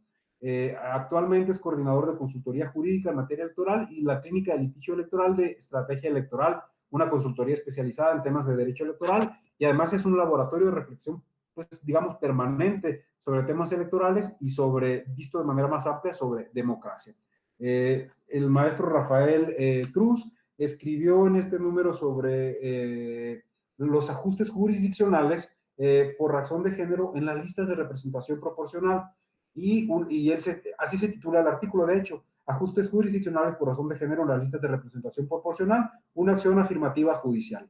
Entonces, sin más preámbulos, le damos la bienvenida al maestro Rafael Cruz para que pueda contarnos un poquito sobre su trabajo o algún otro aspecto que considere relevante de este número de la revista Justicia Electoral. Muchas gracias, Rafael, bienvenido. A ti, Luis Jaime, muchas gracias por esta bienvenida. Una disculpa a mis colegas presentadora y presentador, que me tardé un poquito en poder conectarme por problemas de conexión aquí en la casa. Creo que son problemas típicos de estos tiempos. Pero bueno, una disculpa porque no pude escucharles, pero conociendo su trabajo, seguramente muy, muy interesante, y además que, como bien platicaba Luis Jaime, pues creo que son trabajos que se complementan de alguna u otra forma para este excelente número de la revista, en la que nos dieron el gusto de estar presentes, ¿no? Y ahora hacer esta presentación en vivo, pues bueno, el honor es más grande todavía, por lo que agradezco también la invitación y esta bienvenida que me dan acá. Efectivamente, el tema que yo traté en este artículo es un poquito más especializado en la cuestión jurídica, particularmente en la cuestión argumentativa de algunos precedentes o de algunas sentencias que ha emitido la Sala Superior del Tribunal Electoral junto con las salas regionales. La curiosidad llegó justamente pues, por el conocimiento de algunos casos o de algunos asuntos concretos, en donde, a pesar de que se habían emitido acciones afirmativas, tanto en el campo legislativo como en el campo administrativo, es decir, el INE en el caso de las elecciones federales, o los institutos electorales locales en el caso de las elecciones pues de las entidades federativas, hubo algunos asuntos en donde se abrió la controversia, y pues particularmente alguna candidata o alguna aspirante mujer pues impugnaba la asignación de representación proporcional. Es decir, la asignación de representación proporcional pues se hace, como ya sabemos, incluso después de validada la elección, ¿no? Entonces ya no es un tema de cómputos, ya no es un tema precisamente de los votos o ni siquiera de nulidad, sino del corrimiento de la fórmula matemática que está establecida en la ley para distribuir las curules de representación proporcional o plurinominales entre los partidos políticos de acuerdo con el porcentaje de su votación, ¿no? Entonces, a partir de esto, viendo la integración final de los congresos o en algunos casos de los ayuntamientos, pues observaba que no se llegaba a la paridad total, digamos, ¿no? Al 50% y el 50% entre hombres y mujeres, y es a partir de aquí que se abrieron algunos litigios en donde en pos justamente de alcanzar esta paridad se exigía al tribunal, ya no al órgano administrativo, que es el competente original, digamos, para hacer esta asignación de representación, se solicitaba al tribunal que hiciera un ajuste, es decir, que sustituyera alguna diputación de hombre, porque ya no es candidatura a estas alturas, ya es una diputación tal cual, de hombre, para atribuírsela a una mujer, particularmente a quien impugnara, ¿no? Entonces, bueno, aquí surgieron algunas dudas, me surgieron algunas preguntas. Notablemente, creo que lo esencial está pues, en preguntarnos qué tan adecuado es que ya celebrada la elección, ya contados los votos y ya hecha la asignación de representación proporcional, todavía haya modificaciones en las personas que resultan electas, ¿no? Más allá de si son hombres o mujeres, ¿no? ¿En qué abona esto a una cuestión de democracia y sobre todo a una cuestión de certeza por parte de la ciudadanía, que de por sí, en cuanto a los plurinominales o a la representación proporcional, tenemos ya poca certeza, ¿no? Lo único que sabemos es que los partidos políticos presentan unas listas y a partir de ahí se hace una asignación. No sé la ciudadanía en general qué tan enterada esté, por ejemplo, de cómo es que se desarrollan estas fórmulas, o siquiera que esto se hace a partir de una fórmula establecida en ley, ¿no? Entonces, en el sentido de saber precisamente cuál es el efecto particular del voto de cada quien, pues bueno, se vuelve un poco más complejo todavía a partir de estas prácticas en donde ya corrida la elección se hacen ajustes de este tipo, ¿no? Entonces, partiendo de esa curiosidad, digamos, pues me di a la tarea, de analizar cuáles eran los argumentos o la justificación que se utilizó en la sede de los tribunales electorales, particularmente de la Sala Superior del Tribunal Electoral, para llegar a esto, ¿no? Y segundo, pues, ¿cuál es la naturaleza de una sentencia de este tipo, ¿no? Porque para hacer una crítica o para hacer un tratamiento de esta práctica, pues lo que tenemos que conocer es pues básicamente de qué se trata, ¿no? ¿Cuál es la naturaleza? ¿Cuál es la estructura? ¿Cuáles son las características de esto que se está haciendo? Y a partir de ahí, fundamentar, pues ya sea una crítica favorable o desfavorable respecto de lo que estaba sucediendo en sede jurisdiccional. Y aquí me quiero adelantar un poco, quizás en cuanto a desilusionarme un poco sobre esto, ¿no? Porque es una práctica que ya se abandonó. No sé si afortunado o desafortunadamente, pero desde el proceso electoral, en los procesos electorales de los que se celebraron, sobre todo en 2020, en donde se intentaron litigios otra vez de este tipo, pues lo que se decía, o bueno, lo que terminó diciendo Sala Superior es que este tipo de medidas se tienen que tomar antes de la elección, ¿no? Y desilusionarme porque ya no hay nuevos casos para analizar, pero ilusionarme un poco porque es más o menos a la conclusión a la que yo llego en el artículo, ¿no? No en esas palabras, pero creo que sí en la intención. Ahora bien, dicho esto, creo que sí resulta interesante porque si bien ya no se está haciendo en materia de paridad de género, sí lo estamos viendo en materia de acciones afirmativas con respecto de otros grupos que puedan verse beneficiados a partir de estas acciones afirmativas, ¿no? Y entonces, pues aquí sí resulta, y resulta entonces todavía interesante la primera parte del artículo en donde hago un análisis de qué son las acciones afirmativas, cuál es su origen, ¿no? A partir de la idea de una concepción, perdón, de la desigualdad que va más allá de la desigualdad formal o más allá de la igualdad jurídica propiamente, ¿no? Agarrándome del concepto de la desigualdad estructural, particularmente a partir de la construcción que hace Roberto Saba. Entonces, al final de cuentas, pues bueno, eso va más bien dirigido a justificar a las acciones afirmativas en general, ¿no? En el sentido de que, bueno, existen ciertos grupos que por su precondición o por su condición extrajurídica, digamos, de una condición que va más allá del derecho, y aquí creo que se junta un poco con lo que comentaba Luis respecto de lo que es el derecho electoral, ¿no? O sea, muchas disciplinas que se cruzan, sobre todo de las ciencias sociales. Entonces, pues aquí, pues obviamente es un dato sociológico, ¿no? A partir del cual identificamos cuáles son los grupos que se pueden beneficiar de una acción afirmativa, o que más bien se deben beneficiar de una acción afirmativa, es decir, de este trato que es verdaderamente desigual, ¿no? A partir de un privilegio, pero que el objetivo del mismo es más bien compensar una deuda histórica, estructural, que se tiene con algún grupo en particular, cada grupo también con sus propias características y bajo sus propias condiciones, ¿no? Entonces, pues bueno, es a partir de ahí que obviamente se justifican las acciones afirmativas como este trato desigual. Entonces,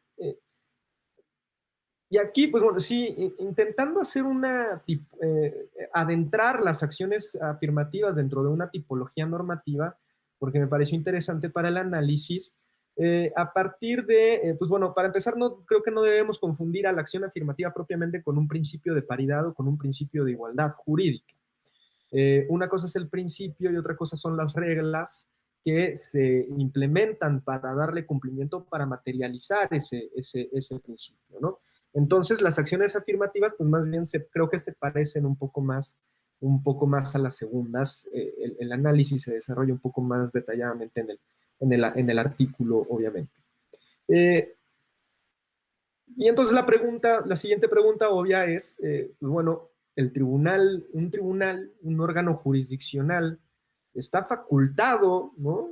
Por naturaleza, por estructura, por cuestión de división de poderes, por funcionamiento, ¿no? Del propio tribunal, está facultado para emitir este tipo de reglas, porque al final del día, si tenemos que a nivel legislativo se presenta una acción afirmativa que es la cuota digamos, el 50%. Luego a nivel administrativo se establecen acciones afirmativas adicionales, o bien se detalla la acción afirmativa establecida a nivel legislativo, es decir, los institutos electorales, tanto el INE como los institutos locales, pues implementan acciones adicionales para fortalecer la cuota del 50%, y sobre todo para garantizar que no solamente se quede en una cuestión de candidaturas, de postular 50% de candidatas mujeres y 50% de candidatos hombres, sino que además se postulen mujeres en posiciones con posibilidades reales de acceso al cargo, ¿no? Entonces, pues obviamente la pregunta que surge es si el tribunal puede añadir una acción afirmativa en este sentido, ¿no? Porque si lo que se hace es justamente decir, bueno, en esta elección no se alcanzó el 50%, y ahí, por ejemplo, pongo el primer caso, ¿no? Que fue el de Coahuila en 2016, en donde para alcanzar la paridad se necesitaba únicamente un ajuste, ¿no? Porque era un congreso de 25 personas, el de Coahuila. Para alcanzar la paridad se necesitaban 12 de un género y 13 del otro. En su momento hubieron 11 mujeres y 14 hombres, ¿no? Entonces, para alcanzar la paridad matemática, digamos, porque no podemos hacer o sea, 25 no es divisible entre 2 de manera exacta, se necesitaba únicamente de un ajuste, ¿no? Entonces, pues ahí la justificación es, bueno, no se alcanzó la paridad de género nos exige que se tiene que traducir en la instalación del Congreso. Entonces yo, tribunal, voy a efectuar el ajuste y voy a quitar a un hombre ya electo, ¿no? Para colocar en su lugar a una mujer, que no era necesariamente quien había impugnado, además, ¿no? Entonces, pues, o sea, estamos verdaderamente ante una acción afirmativa adicional. Es decir, ya implementadas las acciones afirmativas de nivel que se establecieron en la legislación y que se establecieron en los lineamientos administrativos, el tribunal decide implementar una acción afirmativa adicional. Entonces, pues, repito, la pregunta lógica que me surgió es, bueno, ¿bajo qué argumentos un tribunal puede establecer una acción afirmativa adicional, ¿no? Porque además esto significa no solamente, digo, más allá de la justificación de la paridad y de las exigencias que tiene el principio de paridad de género, había dos premisas implícitas, digo yo, en la argumentación del tribunal y que tienen que ver precisamente con la competencia, ¿no? Uno, que el tribunal estaba entonces, o es entonces, o un órgano judicial en general, es entonces competente para evaluar la efectividad de acciones afirmativas establecidas en otras sedes, llámese la legislativa y la administrativa. Y en segundo lugar, que ante un diagnóstico, digamos, de ineficiencia de esas acciones afirmativas, entonces también era competente para corregir las fallas que se hubieran advertido en ese sentido, ¿no? Y nuevamente, creo que, de hecho, el artículo tampoco llega no sé si estoy pecando de humildad, ¿no? Pero en el artículo tampoco se llega a ofrecer una pregunta, a ofrecer una respuesta, digamos, absoluta o definitiva en este sentido, ¿no? A mi parecer es un problema mucho más complejo, ¿no? O sea, no sé si un tribunal que en principio debe de tener un caso concreto o a partir de que tiene un caso concreto a la vista, pueda hacer este análisis un poco más abstracto o que se requiere de un análisis más bien a futuro respecto de lo que son o han sido las acciones afirmativas. De hecho, creo que es justamente esta situación la que hizo que la Sala Superior detuviera esta práctica a efectos de determinar que fueran precisamente tanto los congresos como los institutos locales electorales los que al final de cuentas fueran los obligados o los vinculados a emitir acciones afirmativas, pero previo a la elección, ¿no? Porque además de la competencia, pues lo que comentaba al principio, ¿no? Pues qué efecto tiene el hecho de que hayamos ido a votar conforme a ciertas reglas y que en la aplicación de ciertas reglas se haya obtenido la instalación de un congreso en ciertos términos, con nombres y apellidos, ¿no? Y que esto pueda ser susceptible de cambio con motivo de una impugnación. Y digo, más allá de esto, o sea, estas son preguntas más que críticas, ¿no? Que creo que quedaron en su momento en el tintero y ahí yo la dejo abierta también, creo que en el artículo. En donde sí hago una crítica es en el sentido de que, pues bueno, si ya vamos a jugar a esto, digamos, ¿no? Si el tribunal ya asumió ese rol de establecer un diagnóstico y de corregirlo, además, de lo que es la eficiencia o la eficacia de acciones afirmativas establecidas en otras sedes, entonces, bueno, el reto era el de construir un criterio uniforme justamente de evaluación y de corrección, ¿no? Y es por eso que también hago el análisis de otros dos casos posteriores, ¿no? Al de Coahuila de 2014, perdón, que fue la primera vez en donde se hizo este ajuste. Uno en donde simple y sencillamente en la evaluación, ¿no? Se dice que no era pertinente la corrección o la implementación de una acción afirmativa ya de carácter judicial, digamos. Y otro caso en donde, a pesar de que el diagnóstico decía que la instalación del Congreso no se había instalado de manera paritaria y por lo tanto las acciones afirmativas no habían sido eficaces, se observa o se advierte una condición que rebasa o que permite la derrotabilidad, digamos, ¿no? de la paridad de género. Y este asunto no ha sido criticado solamente por mí, también ha sido criticado por especialistas en igualdad y particularmente en paridad de género, porque ahí lo que estableció la Sala Superior es que no solamente Bueno, uno, pues sí, que la paridad de género era derrotable. ¿Por qué? Porque la paridad de género era un principio flexible. No sé si ese vocabulario fue el desafortunado, ¿no? Pero, o sea, ¿qué es lo que sucedió ahí? Que en el caso, la Sala Regional Monterrey en segunda instancia hace el ajuste, ¿no? En aplicación de estos precedentes, y luego la sala se impugna ante Sala Superior y se deshace el ajuste, digamos, porque quien impugnó o a quien habían bajado en la Sala Regional era un hombre, pero con una discapacidad física. Entonces, pues sí, yo hice la misma cara a Margarita, justamente. Entonces, pues, qué es lo que pasa? ¿Qué es lo que pasó ahí? Pues, bueno, o sea, esta persona impugna y dice, bueno, oye, es que así como las mujeres se han visto representadas, también las personas con discapacidad nos hemos visto representadas, ¿no? Y en este caso, tu ajuste a quien afectó fue una persona con discapacidad, ¿no? Y es algo que no se había visto en este tipo de evaluación que se hacía de las acciones afirmativas en materia de paridad de género. Entonces se terminó deshaciendo el ajuste para que precisamente esta persona se quedara en la instalación del Congreso en pos de la representatividad de las personas con discapacidad. Entonces creo que también este asunto motivó de nuevo que la Sala Superior abandonara un poco su criterio, porque también, pues obviamente en los asuntos judiciales no están hechos, o más bien los órganos judiciales no están hechos, no son competentes para hacer una evaluación en este sentido, justo por esto, porque se pueden presentar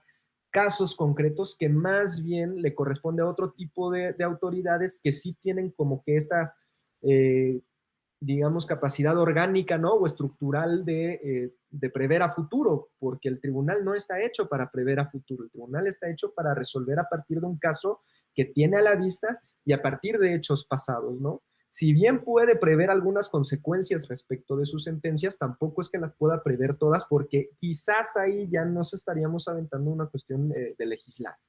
Entonces, es por eso que se da un poco este choque y pues bueno, ahorita estamos en un contexto en el que la Sala Superior constantemente le solicita tanto a los institutos electorales como incluso a los congresos que emitan este tipo de lineamientos o emitan este tipo de normativa en donde establezcan las acciones afirmativas, pero que se establezcan de forma clara y previo a el inicio de los procesos electorales o por lo menos en un momento adecuado para que los partidos políticos y las candidaturas puedan ajustar sus estrategias, sus postulaciones y demás sin la necesidad de que existan este tipo de conflictos, ¿no? Que, pues bueno, por ejemplo, para esta elección de 2018, pues a nivel federal, pues tenemos un cúmulo muy robusto de acciones afirmativas, no solamente en materia de paridad de género, ¿no? Sino de personas de la diversidad sexual, de personas indígenas, de personas con discapacidad, exactamente, sí, de personas migrantes, ¿no? Que aquí también tenemos bueno, surgió un conflicto que si las personas migrantes tenían que ser que vivieran en el exterior o que pudieran ser personas que ya vivieran en el interior, que creo que ahí la migración de retorno se quedó un poco de lado. Pero pues bueno, o sea, observamos cómo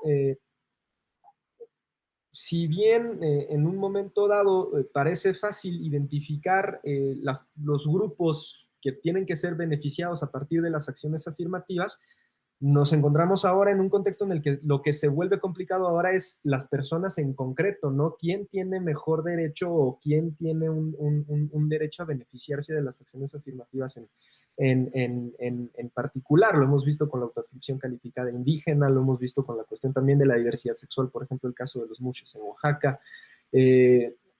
Ahora con los migrantes, ¿no? Que si migrantes que viven en el exterior o también los migrantes que ya viven acá en México por ser migración de retorno, etcétera, etcétera. Y pues bueno, no sé si volveremos a ver una nueva pugna o más bien una nueva oleada de asuntos en la que sea el Tribunal Electoral el que tenga que decidir si se efectúan ajustes posteriores y demás a partir de una evaluación que se vea obligada a hacer de la eficacia de las acciones afirmativas, ¿no? Quizás para revivir un poco el tema de mi artículo o si bien se va a quedar un poco ahí con estas preguntas que dejo en el tintero. Muchísimas gracias, Rafael, por tu intervención. Pues me parece que además tu artículo se publica en un momento muy oportuno, insisto, de nuestro momento electoral. Y una vez, insisto otra vez, o sea, esto que hoy está publicado, pues nos puede ayudar a comprender estos fenómenos y estos procesos. Y mi insistencia sería, de verdad, a quienes nos están siguiendo en esta transmisión a través de las redes sociales y de los canales oficiales del Tribunal Electoral, de YouTube, de Facebook, pues por favor vayan y echen un ojo a la revista Justicia Electoral.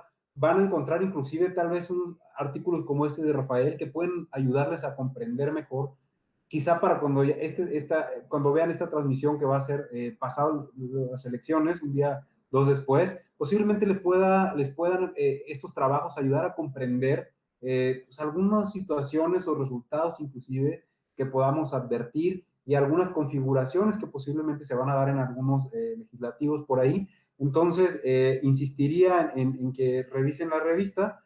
Bien, como ya vamos avanzando hacia la parte final, me gustaría aprovechar para quizá empezar por César otra vez, si te gustaría hacer alguna intervención, César, algún punto que te gustaría refinar respecto al tema que abordaste o algún otro aspecto que te gustaría compartirnos, pues me parece que ahora es el momento y contar con unos minutos para poder hacerlo. Muchas Adelante. gracias, Luis. Pues de nueva cuenta, poner sobre la mesa la necesidad de, por una parte, brindar capacitación a los funcionarios, a las personas servidoras públicas que trabajan en los poderes judiciales, tanto locales como el de la Federación, con la necesidad o con la finalidad de atender a las políticas públicas en materias de gobierno abierto aplicables a estos órganos, a estos organismos, y obviamente pues implementar las políticas de justicia abierta, ¿no? Si bien es cierto, por ejemplo, que en el caso del Tribunal Electoral del Poder Judicial de la Federación ya existe desde hace mucho tiempo la disponibilidad del curso de justicia abierta, el cual está organizado y impartido por el GovLab, el Laboratorio de Gobierno Abierto de la Universidad de Nueva York, y se cuentan también con otros instrumentos y otras herramientas para poder ir fortaleciendo este tipo de sensibilidad, este tipo de funcionarios públicos. Sí hay mucha necesidad derivada de la métrica de gobierno abierto, la necesidad de llevar a cabo esta capacitación y también esta sensibilización en los poderes judiciales locales, que son los que tienen, digamos, un déficit mayor de disponibilidad de este tipo de herramientas y de este tipo de políticas, ¿no? Creo que la centralización de alguna manera, pues siempre ha favorecido, ha facilitado que en el, pues aquí en la Ciudad de México, donde está el centro de los poderes de la Unión, pues justamente siempre haya una mayor disponibilidad de este tipo de contenidos. Sin embargo, pues es preocupante, la verdad, lo que se presenta judiciales locales, en la mayoría de ellos, ¿no? Algunos con índices o indicadores de evaluación bastante bajos, o sea que sí es muy preocupante, en los cuales en algunos de ellos ni siquiera está la información mínima necesaria para poder identificar incluso la dirección o los integrantes de esos poderes judiciales. Entonces, sí hay una necesidad por parte del Estado, de verdad, de reforzar este tipo de políticas públicas, de ponerle un poco más de interés, de poner mayor énfasis en las acciones que se tienen. Y también, por otra parte, pues que en algún momento dado, las organizaciones de la sociedad civil, en su parte de los colectivos que existen, como el de lo justo es que sepas, y también el de publicidad de la información judicial, pero también a través de las organizaciones que forman parte del núcleo de organizaciones de la sociedad civil del AGA, de la Alianza para el Gobierno Abierto, pues que también en algún momento dado, ellos que siempre ponen sobre la mesa el tema de la apertura institucional en los órganos judiciales, también incluyen otros planes de acción nacional, digo, ya quedó totalmente rebasado, pero que sí para el quinto plan de acción nacional de la AGA, pues que sí se incluya un tema o un eje temático particular de justicia abierta. Yo creo que no solamente es sensibilizar a la ciudadanía, a las personas del derecho que tienen, sino también de las obligaciones que tenemos.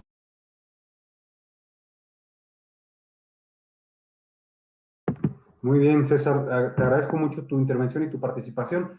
Me queda claro que muchas veces, sobre todo cuando tenemos estudiantes, que es uno de los estudiantes universitarios, que es uno de los públicos más amplios de nuestra revista, por ejemplo, tienen algunos conceptos como más familiarizados. Por ejemplo, el de gobierno abierto, ¿no? Y a veces justicia abierta no saben si tienen que hacer un traslape literal y si tiene las mismas implicaciones, ¿no? En ese sentido, y con las inquietudes e interrogantes que César nos ha planteado a lo largo de sus intervenciones, de verdad también les insistiría, por favor, revisen su artículo, está publicado en el número 25 y nos va a ayudar, les va a ayudar a comprender mejor este concepto de la justicia abierta, los retos, los desafíos y los roles que pueden jugar los diversos actores sociales, sobre todo la ciudadanía, la sociedad civil, insisto, en estos procesos. Margarita, si te parece, tenemos unos minutos también para ti. Si quieres hacer una intervención final, nos encantaría.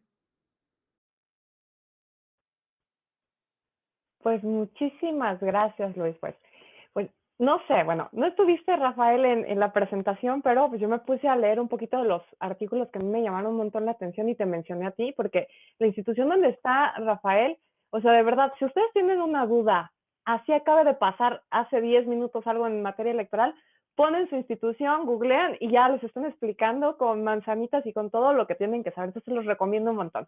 Y bueno, a mí que me quedaría nada más decirles, pues como ya había dicho Luis, muchas de las cosas que van a pasar ahorita en los días de los comicios el día domingo, pues se van a poder explicar si ustedes leen alguno de estos artículos, entre ellos pues el de su autora aquí favorita, Margarita, porque soy la única, o sea, soy la única muchacha aquí entre tanto caballero tan intelectual. Entonces, por favor, léanlo y bueno, quédense con una idea abierta de que toda la gente que escribe aquí realmente es gente muy preparada. Yo pues, estoy en mis pininos aprendiéndoles a ellos, pero recuerden que todos los autores, siempre cuando les escribes, siempre son muy amables y te responden. O sea, me ha pasado siempre. Y decirles que se animen a publicar en la revista, porque no saben qué chulada es. O sea, desde el momento que tú mandas tu artículo, te confirman que lo recibieron. O sea, no es como en otras revistas que nunca sabes si llegó, si se quedó en el spam, si leyeron el título y dijeron, no, esto no nos interesa.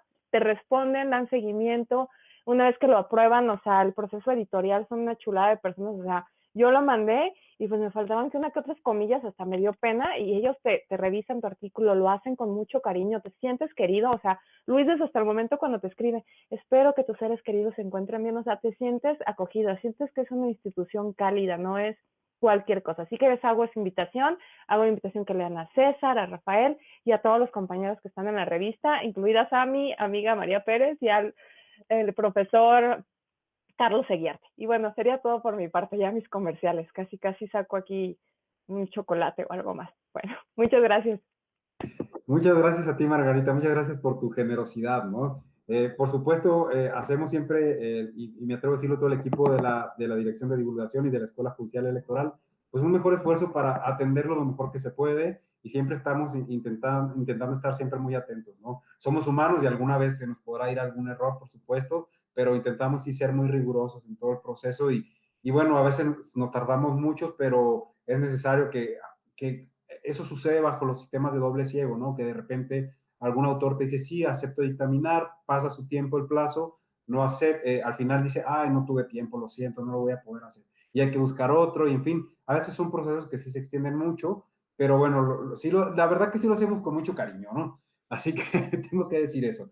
Rafael, si tú quisieras hacer alguna última intervención, te agradecemos mucho, por favor. No, pues yo creo que, digo, agradecer ahora también a Margarita por el comercial.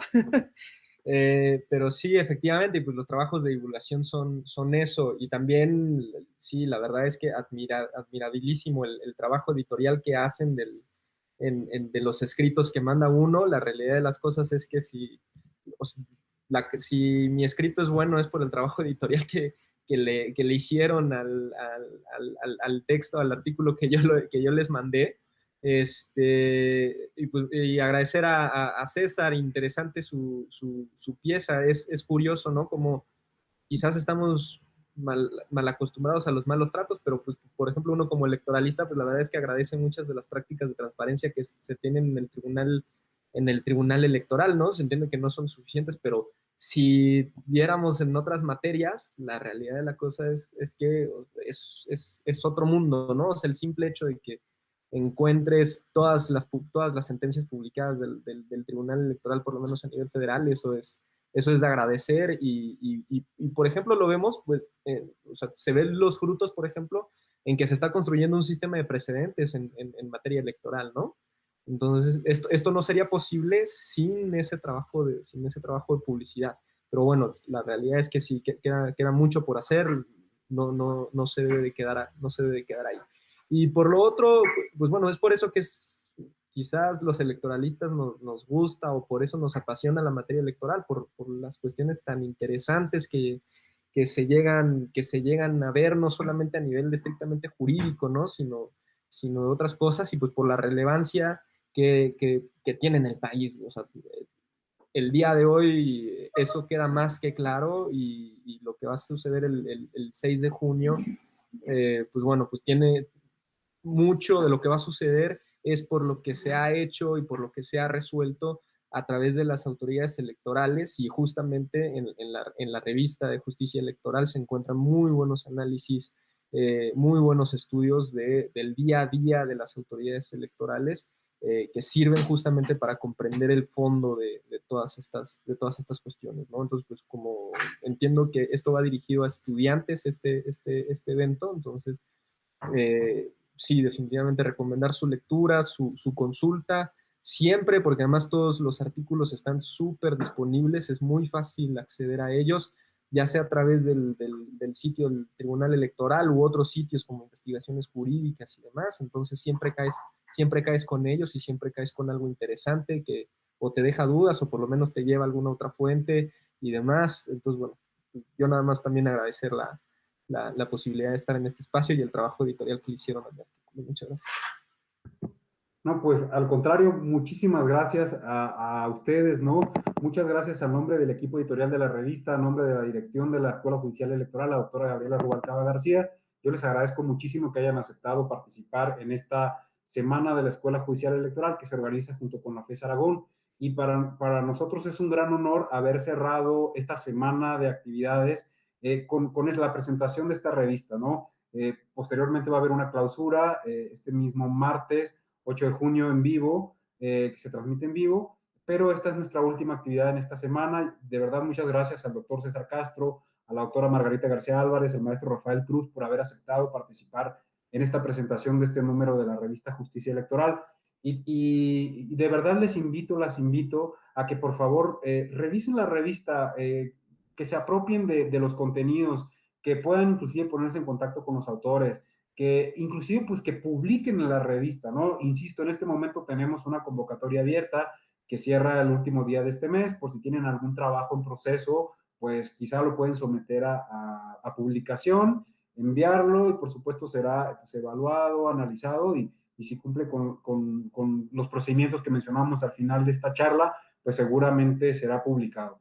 No me resta más que decir que la revista Justicia Electoral es un esfuerzo institucional por seguir ofreciendo este espacio para la construcción de diálogo, de conocimiento, de análisis, a veces de trabajos que pues, son críticos muchas veces con las propias decisiones del Tribunal Electoral, y pues eso es parte del proceso de construcción de conocimiento y de comprensión de todos los fenómenos jurídico-electorales y democráticos en general de nuestro país, ¿no? Así que pues es una convocatoria, como decimos, abierta, se reciben todo tipo de trabajos. Los criterios que se toman son de carácter académico y científico para decir si se publica o no.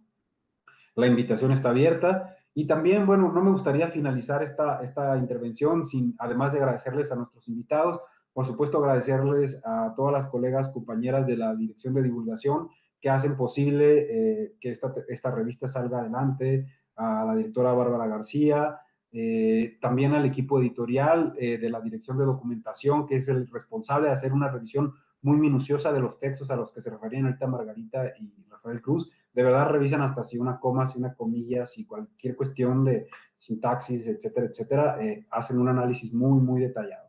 Y bien, pues no me queda más que seguir agradeciendo también a todos ustedes que nos han seguido en estas transmisiones y que han seguido las actividades de la semana de la Escuela Judicial Electoral con la FES Aragón. Muchísimas gracias. Todas las actividades llevadas a cabo en el marco de este evento van a estar disponibles en los canales oficiales de la Escuela Judicial, van a estar disponibles en la página de YouTube y van a estar disponibles también, pues si en algún momento lo quieren consultar, en la videoteca de la Escuela Judicial Electoral. También les recomiendo muchísimo, aprovecho que vayan y revisen la videoteca porque van a encontrar todas las actividades que hemos estado desarrollando desde que empezó esta pandemia. Hemos generado más de 300 actividades sobre temas político-electorales, seminarios, talleres, conferencias, tertulias académicas y ahora, bueno, esta semana que también está aquí disponible. Pues muchísimas gracias a todos ustedes. Tengan una excelente tarde y no se pierdan, por favor, la clausura de esta semana de la Escuela Judicial Electoral, este martes a las 19 horas en la transmisión en vivo.